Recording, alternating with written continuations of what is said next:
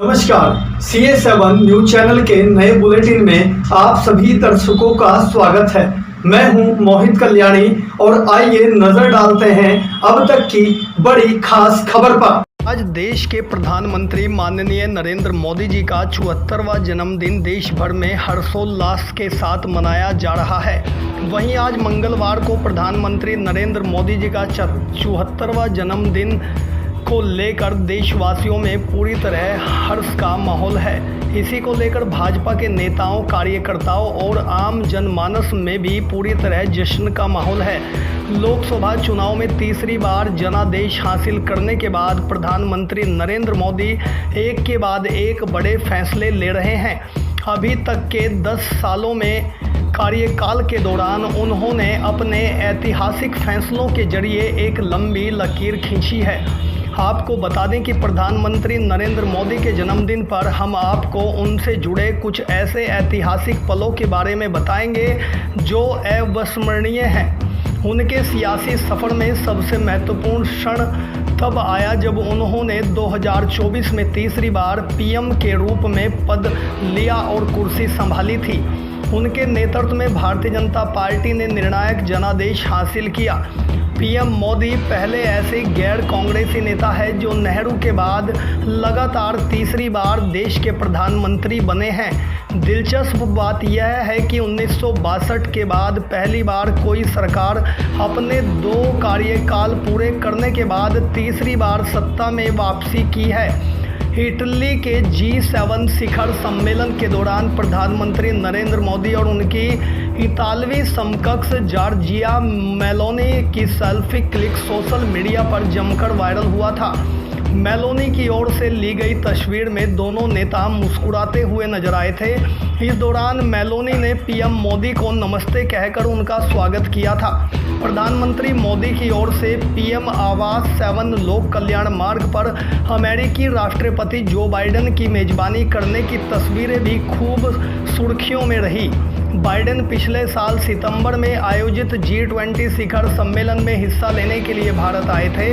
इस दौरान दोनों नेताओं ने क्षेत्रीय और वैश्विक मुद्दों पर विचारों का आदान प्रदान किया था। वहीं चंद्रयान 3 मिशन की ऐतिहासिक सफलता के बाद पीएम मोदी ने भारतीय अंतरिक्ष अनुसंधान संगठन इसरो के अध्यक्ष एस सोमनाथ को गले लगाते हुए उनकी पीठ थपथपाई थी। इस दौरान पीएम मोदी ने 23 अगस्त को हर साल भारत नेशनल स्पेस डे मनाने का ऐलान किया था। चांद पर लैंडर जिस जगह उतरा उस जगह को शिव शक्ति पॉइंट्स का नाम दिया गया था। नई दिल्ली में नए संसद भवन के उद्घाटन से पहले प्रधानमंत्री मोदी ने तमिलनाडु के ऐतिहासिक राजदंड सेंगोल को लोकसभा अध्यक्ष की कुर्सी के पास रखा था। इस दौरान पीएम मोदी ने सेंगोल के सामने मत्था टेका था और हाथ में पवित्र राजदंड लेकर तमिलनाडु के पुजारियों से आशीर्वाद लिया था। इसके बाद वैदिक मंत्रोच्चारण के बीच सेंगोल को नए संसद भवन में ले जाकर लोकसभा कक्ष में अध्यक्ष की कुर्सी के दाहिने ओर स्थापित किया गया था। वहीं नई दिल्ली के G20 शिखर सम्मेलन में प्रधानमंत्री नरेंद्र मोदी के सामने रखे गए देश के नाम कार्ड पर भारत लिखा हुआ था। पूरे शिखर सम्मेलन के दौरान प्रधानमंत्री मोदी को भारत का प्रतिनिधित्व करने वाले नेता के रूप में पहचाना गया। सोशल मीडिया पर पीएम मोदी की यह तस्वीर आकर्षण का केंद्र रही। पीएम मोदी ने इस दौरान कहा था कि भारत का G20 की अध्यक्षता करने देश के अंदर और बाहर सबके साथ बड़ा प्रतीक बन गई है। यह भारत में लोगों का G20 बन गया और देश भर में 200 से अधिक बैठकों का आयोजन किया गया। प्रधानमंत्री नरेंद्र मोदी ने 2023 में कर्नाटक के बेंगलुरु में हिंदुस्तान एरोनॉटिक्स लिमिटेड साइट्स के द्वारा तेजस विमान में सवार होकर आसमान में उड़ान भरी, जिसकी तस्वीरों ने सोशल मीडिया पर खूब धमाल मचाया। इस दौरान पीएम मोदी ने कहा था कि तेजस में उड़ान गजब का अनुभव रहा।